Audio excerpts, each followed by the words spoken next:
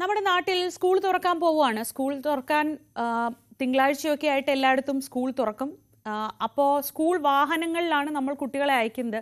നമ്മുടെ ഏറ്റവും വലിയ ആശങ്കയാണ് ഈ സ്കൂൾ കുട്ടികളെയും കൊണ്ടുപോകുന്ന വാഹനങ്ങൾ കൃത്യമായിട്ട് വളരെ ശരിയായ രീതിയിലാണോ അവർ വണ്ടി ഓടിക്കുന്നത്, നമ്മുടെ കുട്ടികൾ സുരക്ഷിതരാണോ, ഈ ആശങ്കയില്ലാത്ത ഒരു പാരൻറ്റും ഉണ്ടാവില്ല. അപ്പോൾ സ്കൂൾ വാഹനങ്ങൾ അപകടത്തിൽപ്പെടുന്നത് ഒഴിവാക്കാൻ ഇത്തവണ കർശന വാഹന പരിശോധനയുമായി എത്തുകയാണ് മോട്ടോർ വാഹന വകുപ്പ്.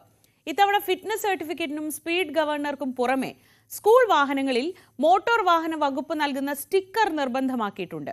പട്ടാമ്പി തൃത്താല മേഖലയിലെ 300-ലധികം വാഹനങ്ങളാണ് ഇത്തരത്തിൽ പരിശോധിച്ചത്. അടുത്ത മാസം തുടങ്ങുന്ന അധ്യയന വർഷത്തിൽ സ്കൂൾ വിദ്യാർത്ഥികളുടെ സുരക്ഷ ഉറപ്പാക്കുകയാണ് മോട്ടോർ വാഹന വകുപ്പിന്റെ ലക്ഷ്യം. പട്ടാമ്പി RTO ഓഫീസിന് കീഴിൽ 300-ലധികം സ്കൂൾ വാഹനങ്ങളുണ്ട്. കഴിഞ്ഞ കാലങ്ങളിലുണ്ടായ സ്കൂൾ വാഹനാപകടങ്ങളുടെ പശ്ചാത്തലത്തിൽ കർശന പരിശോധനയും നിബന്ധനകളുമാണ് നടപ്പാക്കുന്നത്. സ്കൂൾ വിദ്യാർത്ഥികളെ കൊണ്ടുപോകുന്ന ചെറുതും വലുതുമായ വാഹനങ്ങളിൽ പരമാവധി വേഗത നിശ്ചയിച്ച സ്പീഡ് ഗവർണറുകൾ നിർബന്ധമാക്കി. മോട്ടോർ വെഹിക്കിൾ ഇൻസ്പെക്ടർമാർ വാഹനം ഓടിച്ച് പരിശോധിച്ചതിന് ശേഷമാണ് ഫിറ്റ്നസ് നൽകുന്നത്. ആ പരിശോധനയിൽ ഞങ്ങൾ കാര്യമായിട്ട് പരിശോധിച്ചത് വാഹനത്തിന്റെ മൊത്തത്തിലുള്ള അപ്പിയറൻസും മെക്കാനിക്കൽ കണ്ടീഷൻ, അതുപോലെ സീറ്റ്, മറ്റ് സുരക്ഷാ സംവിധാനങ്ങൾ, ഈ കാര്യങ്ങളൊക്കെയാണ് കൂടുതലായിട്ട് പരിശോധിച്ചിട്ടുള്ളത്. പിന്നെ വാഹനം ഓടിച്ചു നോക്കി അതിന് സ്പീഡ് നിശ്ചിത അളവിൽ തന്നെയാണോ ഉള്ളതെന്നുള്ളത് ഉറപ്പുവരുത്തിയിട്ടുണ്ട്. അങ്ങനെയുള്ള വണ്ടികൾക്ക് നമ്മൾ 31-ാം തീയതി ക്ലാസ് നടത്തിയിട്ട് അവർക്ക് ഒരു സ്റ്റിക്കറും കൊടുക്കും. അപ്പോൾ ഈ സ്റ്റിക്കർ ഇല്ലാതെ സർവീസ് നടത്തുന്ന വണ്ടികൾ കണ്ടുകഴിഞ്ഞിട്ടുണ്ടെന്നുണ്ടെങ്കിൽ, അതുപോലെ തന്നെ ഞങ്ങൾ പരിശോധിച്ചതിൽ നിന്നും എന്തെങ്കിലും വ്യത്യാസങ്ങൾ വരുത്തിയിട്ട് സർവീസ് നടത്തുന്ന വാഹനങ്ങൾ കണ്ടുകഴിഞ്ഞിട്ടുണ്ടെങ്കിൽ കർശനമായ നടപടി എടുക്കാൻ വേണ്ടിയിട്ടാണ് ഇപ്പോൾ RTO ഞങ്ങൾക്ക് നിർദ്ദേശം തന്നിട്ടുള്ളത്. പരിശോധന പൂർത്തിയാക്കി RTO നൽകുന്ന സ്റ്റിക്കറുള്ള വാഹനങ്ങൾക്ക് മാത്രമേ പെർമിറ്റ് നൽകുകയുള്ളൂ.